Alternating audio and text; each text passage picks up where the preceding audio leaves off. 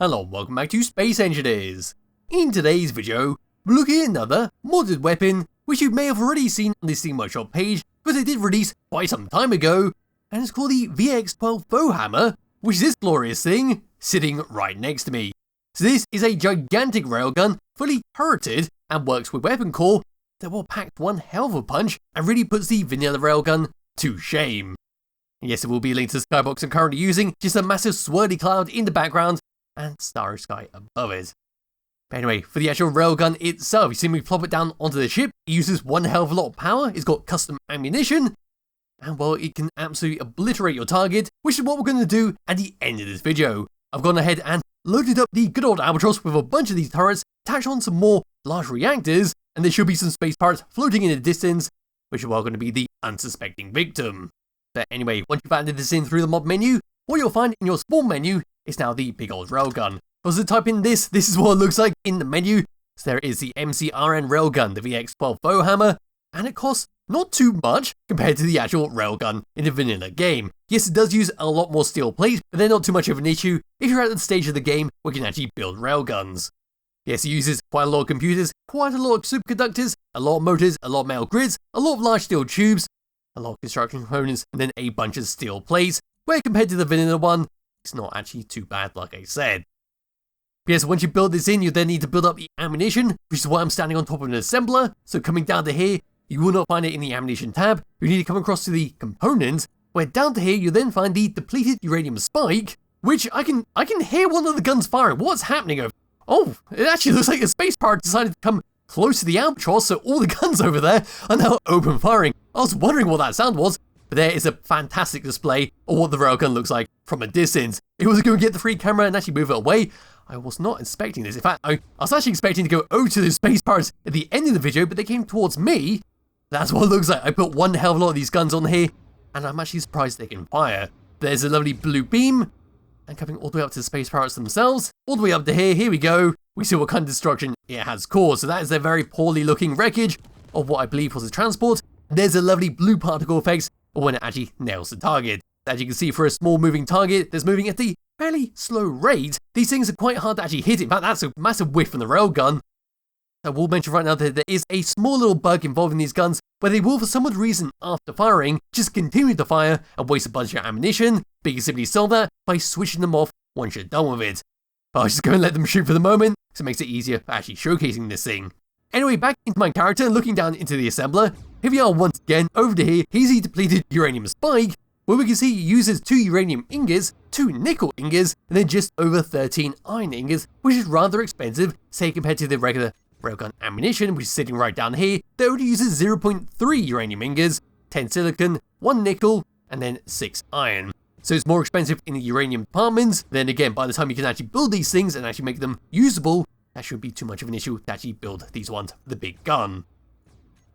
What we're going to do now is have a look around the outside, and then we're going to test it out against this Albatross sitting in the distance, see how much it can penetrate all the way through the biggest side of the ship. Then we're going to actually fly into the space pirates and actually use that ship sitting right over there. Anyway, landing my character back down, finding free camera once again, coming all the way down to this gun. This is what it looks like from the side. It's got a lovely base part right here with a big old circular section where it's going to lift up and down. Then we come slightly down here, we can see how it's been slightly off-centered from the main platform around this green ring that does look like a glorified magnetic plate. That's how it's going to spin all the way around. We come across around towards the back of this thing. Here we go, we've got some fake fence along the side. Then going all the way up the middle, we've got this lovely blue strip that will only activate after it's fired. It's basically like the signal of the gun has just fired and needs to cool down before it fires again. Anyway, moving all the way up the barrel. Here we are, we've got some lovely metal plates. They look like they've been through a lot, they've got a lot of wear and tear on them. They've got these more creamier blocks in the middle, go all the way up along towards the end of it. There's the very tip of it. It would come all the way onto the middle. They've got some more of our blue strips once again light up once we fired it. They simply come all the way down and down and down towards the base of this thing. We'll go let this fire one more time. There we go. And looking all the way down to there, that's where the beam is going to come out. And we'll take a look from the distance. Here we are. Then letting it fire. Lovely stuff. But now what I'm going to do is just grab hold my character, get into the seat. Now we're going to turn it off. So now go back into its standby mode, thanks to the weapon core mod. Turn it back on, press number 1, free camera once again. Now it's time to aim at like so. So pressing number 7, lifting it all the way up, it's very slow to move around. In fact, reline the camera so you can see the view of the turret. So lifting it up, moving it all the way down, it's very, very slow compared to the vanilla turrets, and spinning this all the way around, and that's the limit we can do. Yes, once again, coming out of that, turning it off so it realigns itself, coming back into the camera view, now it's time to actually test this thing out. So we're aiming towards the albatross on the thickest side, which is going to be this turret right here. It was to go and realign the camera so we can see what we're shooting. Here we go, pressing number 7, shooting it. We get a lovely charge up sound, and there goes the big old beam, and as you saw, it went straight through and all the way to the opposite side and off into the distance. Getting a good view of what happened here. There we are, that is the damage it dealt. Oop, and now it's going to keep firing, like I said, with the small little bug that it has.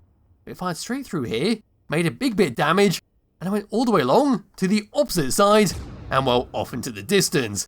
Go look at it from here once again, letting it fire, and there we go, all the way through. So grabbing hold of this once again with my character, coming out of that camera, pressing number 2 to turn it off. Now what we're going to do is fire it in first person view, aiming it all the way across, say, over to this connector, mouse clicking, and there we go. There's some lovely particle effects with this gun that I do absolutely love. That's one hell of a lot of damage, and now that ship is going to be slowly floating away, or it could be that I forgot to turn this platform them on into a station. But no, it looks like the ship is now flying away into the distance. We're just going to turn off the gun, or let that just do its own little thing. But yes, that's pretty much it for what the VX-12 Foehammer has to offer. It's a bloody big railgun with one hell of a lot of punch, but the only thing I can think of doing. In fact, there's 2 things left to do, one that I forgot to do, and one that we're going to end the video on, which is attacking some space pirates.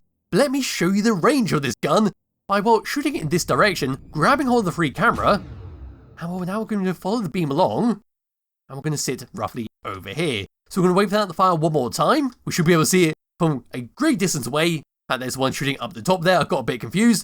There goes the railgun all the way over there. I'm going to get a bit closer and letting it fire one more time. And there we go. That is quite the distance away from there, but it should be about 3 kilometers because that's what it lists on the Steam Workshop page. Anyway, grabbing hold of my character because now it's time for me to get into that silver ship sitting in the background and find some space pirates to go test out all of these guns on. So coming across towards the front here where I have a very handy door installed. Now just coming all the way inside. What we've got to do is now find all of these railguns and switch them off and turn them back on. Typing in railgun, here we are. And then turning them off, turning them back on. They should now realign themselves with the front. Now it's time for me to put my signals and find some more space pirates. And here we go, we're now getting into the range of the railguns. Anytime now they should open fire. And there we go, we're now open fire into them. There's going to be very little remaining once they all start to shoot. But thanks to weapon core, we can see how the guns are reloading on the top right hand side. And of course we can see the threat level and what we're attacking. Trying to get this to stop, which is going to be a bit of a problem because we're not stopping in time. So we might have to slam straight into them. But yes, this gun is very impressive, and I absolutely am a sucker for giant blue laser beams, especially with a lot of particle effects when you hit it. But oh god, it looks like they actually have guns enabled on there, but that's not going to matter because we're slamming straight into them. And there we go, that's going to be one hell of a lot of destruction, because this ship is very big, very heavy. And it looks like the railguns are still active, and should shoot at all the turrets, there we go. And we'll very slowly disable it, unless of course the Gallagher's are able to disable all the railguns around the ship before they get destroyed. Yes, as I said, that's pretty much it. But the VX-12 Foehammer has to offer. It's a lovely modded gun to use in your world if you want to have something big and destructive to play around with. So I'll be linked to the description below to check out and play around with yourself, along with the link to the Skybox I'm currently using, and I'll be back with another video some point soon. Bye bye.